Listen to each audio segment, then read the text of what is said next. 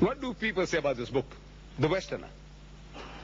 Naturally, we as Muslims, we will look up to it, respect it, and praise it to the highest. It's understood. But what does the unbeliever say? Reverend Bosworth Smith, in his book, Muhammad and Mohammedanism. I think you people here in this country, you all know, I hope you know by now, that there is no such creature as a Mohammedan, and there is no such religion as Mohammedanism. But this man, writing this book more than 50 years ago, the whole world was calling us Mohammedans, and our religion was Mohammedanism. Now you know better that the name of our religion is Islam, a religion of total submission to God's will, and we, the followers, are called Muslims, meaning people who have submitted their wills to the will of God.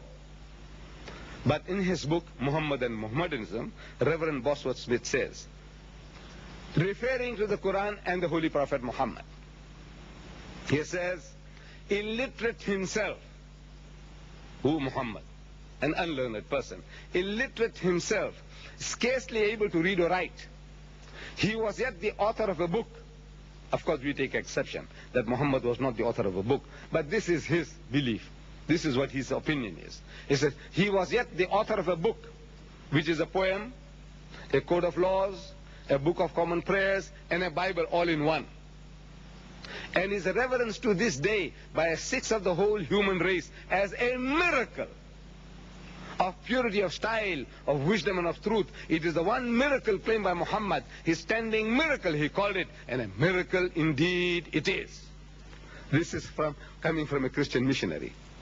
He says this is a miraculous book. One man, 1400 years ago, in the desert, a man who couldn't sign his own name, he goes and formulates a book of this magnitude. How do you account for it? The most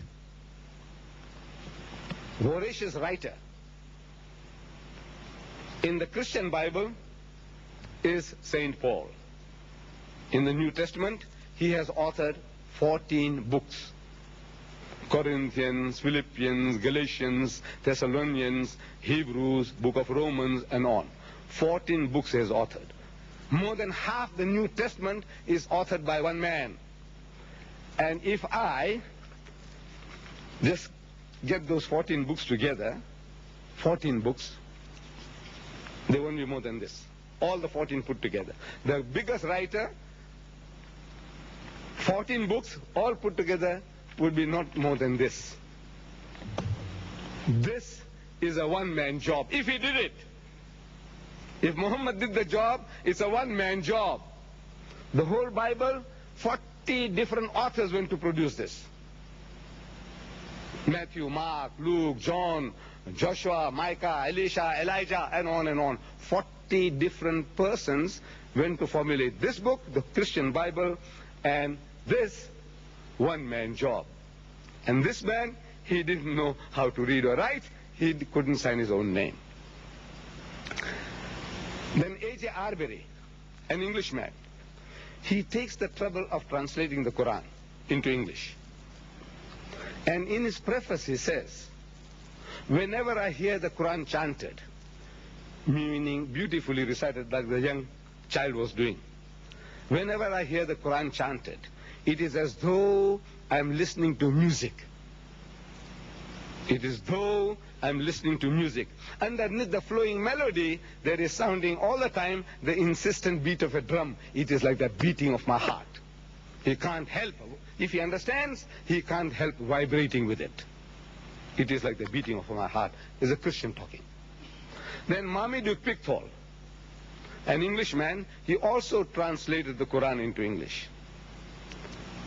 And when he translates the Quran, in his preface he says that the sound of which moves men to ecstasy and tears. You don't have to be really a believer. If you listen to people like Abdul Samad Abdul Basit reciting the Quran, you just can't help vibrating. I have seen with my own eyes a Frenchman who didn't understand a word of the Quran, the Arabic Quran, and when he's listening to Basit, I can see him swaying. He just couldn't control himself. But there are people who can harden themselves and laugh it off it is quite in order. It depends upon our prejudice. We can develop prejudices and we can ignore the most beautiful things.